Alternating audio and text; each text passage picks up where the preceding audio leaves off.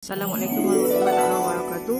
Nama saya Azrina binti Samad. Saya berumur 47 tahun, telah berkahwin dan mempunyai 3 orang cahaya mata. Saya menetap di Lenggeng Negeri Sembilan. Saya merupakan seorang pesara Tentera Laut Diraja Malaysia yang telah bersara pada tahun 2009. Dan selepas itu, saya menjalankan perniagaan jahitan, perkhidmatan jahitan sehingga sekarang. Saya mempunyai Diploma Pengurusan Teknologi Maritim daripada Universiti Teknologi Malaysia. Pengalaman umrah saya yang pertama adalah pada tahun 2011. Masa tu saya pergi umrah bersama ibu bapa saya dan juga suami saya melalui sebuah syarikat travel agent. Pengalaman pertama pergi ke umrah sesuatunya orang kata pengalaman yang mengujakanlah bagi setiap orang. Begitu juga dengan saya, satu pengalaman yang sangat mengujakan bagi saya. Dan namun saya mendapati ada kekurangan pada umrah saya yang pertama, iaitu di mana saya kurang mengambil tahu tempat berkenaan dengan tempat-tempat bersejarah sewaktu pergi melawat. Jadinya saya berazam pada masa akan datang bila saya berpeluang untuk pergi ke umrah, saya akan belajar ataupun mengambil tahu sesuatu tempat di Mekah atau Madinah itu sebelum saya sampai ke tempat itu. Bagi saya ianya amat penting kerana bila kita tahu berkenaan dengan sesuatu tempat itu, info-info sesuatu tempat itu, bila kita sampai ke tempat-tempat yang bersejarah di Mekah atau Madinah, kita dapat menghayati, okey, apakah sejarah tempat ni, apakah sirah berkenaan sesuatu tempat yang pernah dilawati oleh Rasulullah SAW, apakah kisah-kisah bila berada di Bukit Uhud. Saya terfikir sesuatu yang saya nak lakukan yang memberi manfaat kepada masyarakat ataupun agama.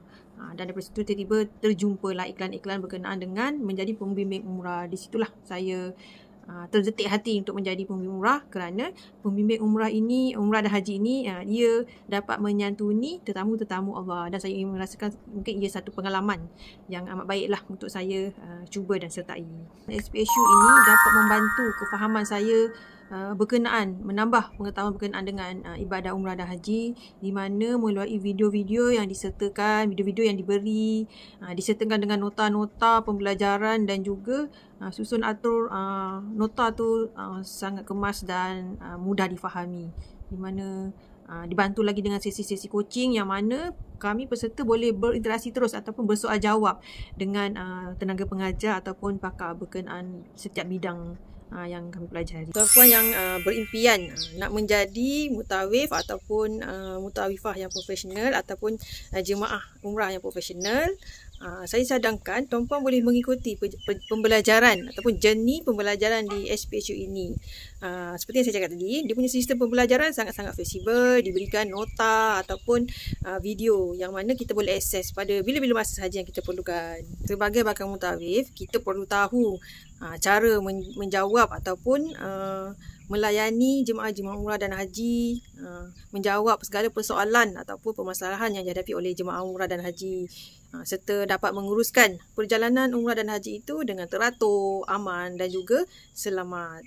Jadinya, jika kita mengikuti kursus ataupun sesi pembelajaran di SPSU ini, ilmu-ilmu yang diajarkan sekurang-kurangnya dapat membantu kita menjadi bakal mutawif atau muwafifah yang berilmu dan juga profesional yang dapat membimbing jemaah umrah dengan baik dan lancar. Kiranya saya diterima sebagai mutawifah ataupun pembimbing haji, insya-Allah saya akan sentiasa memantapkan kefahaman tentang ibadah umrah dan haji agar saya dapat membimbing ataupun memberikan perkhidmatan yang terbaik, dapat membimbing jemaah dengan lebih yakin dan juga teratur. Selain itu, saya juga akan menambah baik dari segi penjanaan diri dan juga jaringan untuk menampilkan diri sebagai mutawifah yang berkaliber dengan membawa nama syarikat agar lebih dikenali di mana-mana sahaja dengan memberikan reputasi yang lebih baik kepada syarikat.